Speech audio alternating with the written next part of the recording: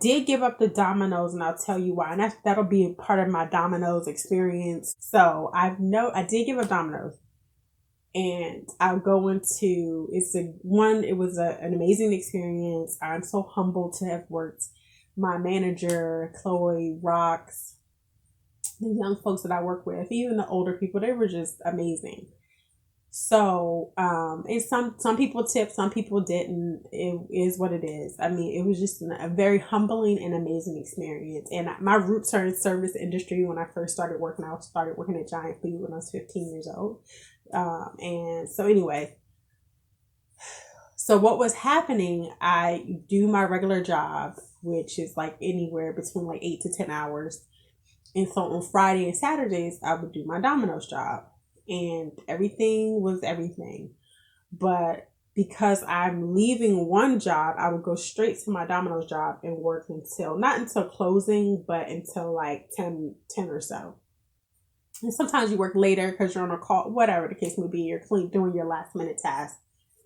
But what started to happen was I work in an area where it's really diverse. And you'll see in the DMV, you'll be in like $1 million neighborhood, one block. The next block, you on Skid Row. The next block, you're in the middle of the road type of area. And that's the way it is. So I actually worked at the Domino's in my area, which again, great. So it's near base. So that's fine. When you get on base, you're fairly safe. Off base, like right across the base, it was like areas where even the military personnel were told they couldn't live or go because crime was really high. And they actually had a food delivery driver was robbed like in around the holidays.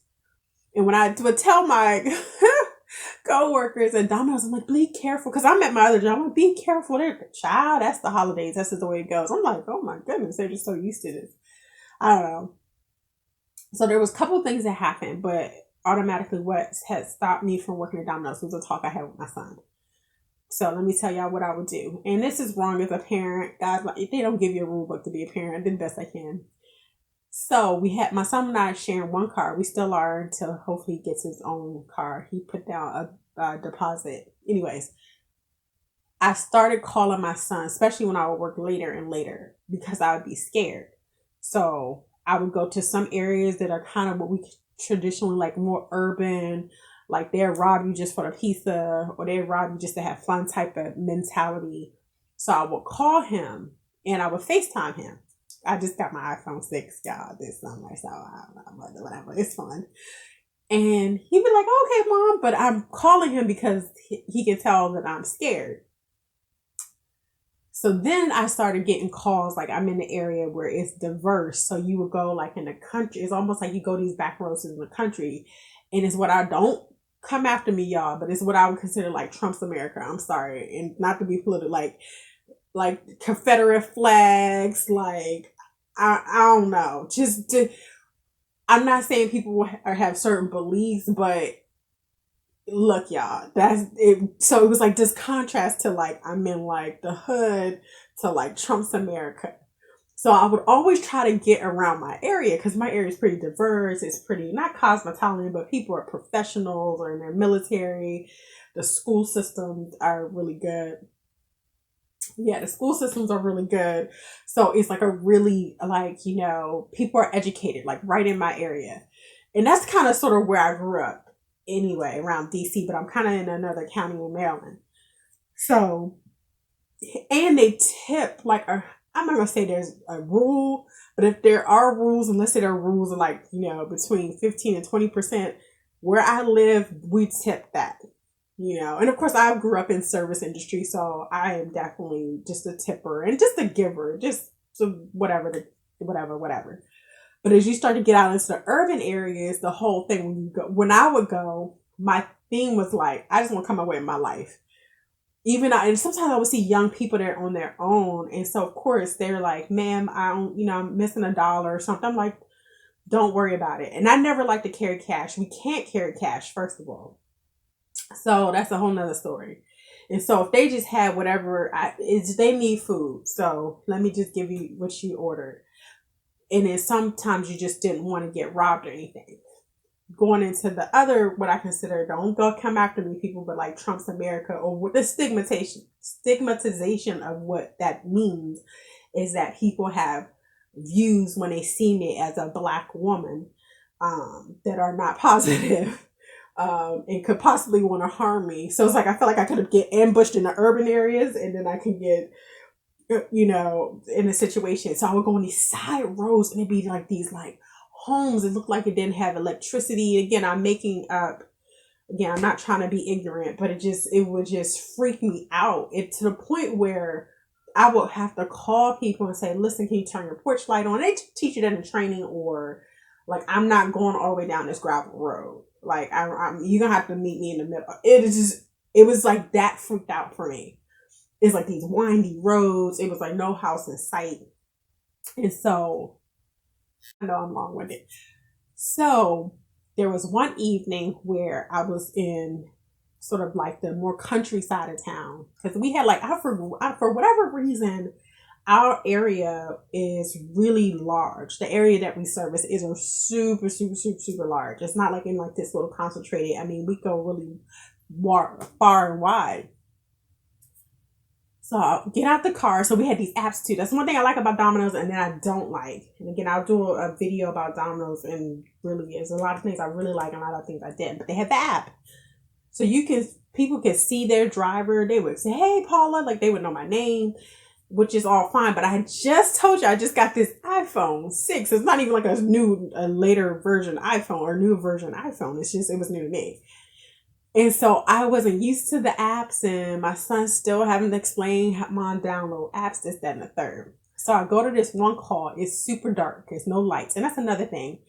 Be mindful if you have lights. Now I know you may have other things on your mind, but if you do have lights, please turn your porch light on and change those lights. And if you know you called a food delivery service or someone, turn the lights on.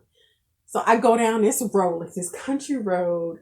It's only like 2 houses, and their lights are off inside, and their lights on the street, there for whatever reason, there's just no lights on the street. So when I can't see the address, even though I know the app, they have like the map, it tells me this is the house. But again, I don't know which house because it's like the way they were built. So I'm fooling around. I got my taser. Don't tell me they illegal. Listen, I have my taser flashlight. Y'all know what it is. So I literally get out. Because, it's like, in my mind, it's like, is it really worth this? Like, I have all these, God help me, be me, cover me, whatever. And so I get out, and I was like, you know what, let me turn the flashlight on. So I almost tased myself. And of course, I FaceTime my son. So he's like, Mom, is everything okay? So da-da-da-da.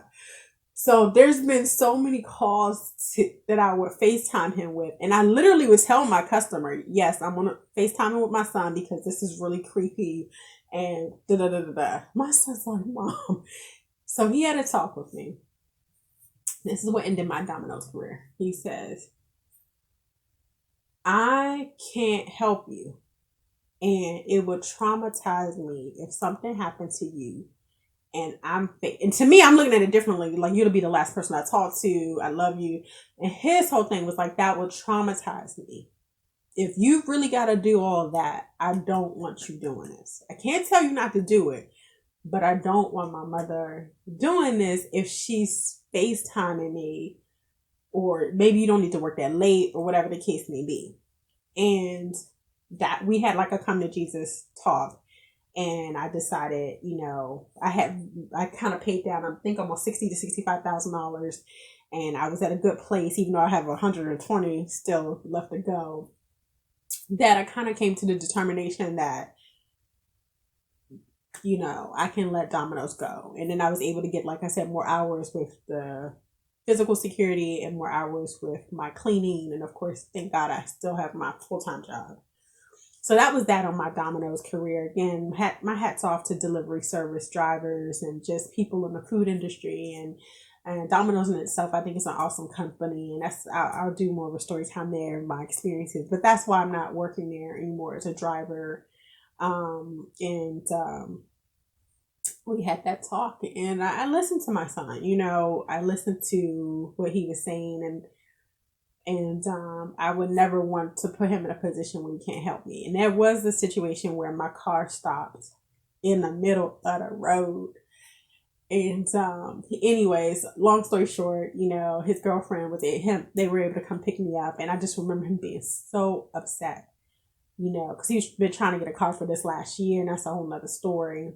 And but he's just like, I don't want anybody else to pick my mother up. I want to pick my mother. Like, I don't want you in the middle of the street anywhere. But and me, I was joking, and he didn't find it funny. So I'm just learning to respect who he is as a person, and him wanting to protect me, and me not want to cause worry to him, and just seeing how like our situations have reversed a little, especially as I've gotten older. He's sort of trying to look out for me, and all those things. So anyways, guys, just we can get through this. Stay in baby step 2, Gazelle Intensity. Stay in the mindset. If you have to stop and just kind of store away cash, do that. There is no shame, but we're going to vow to ourselves, especially to us that are still, we're in debt. We in baby step 2. We saying we ain't never getting here again. We never want to get in this situation where there is an emergency like this, and we are literally one paycheck away from just everything just going awry. So let's kind of let this empower us and motivate us to get through this, and to stay on this journey of to be debt free. By Mindshifters. Sorry for rambling, and I may redo this in another light or not. Okay, bye.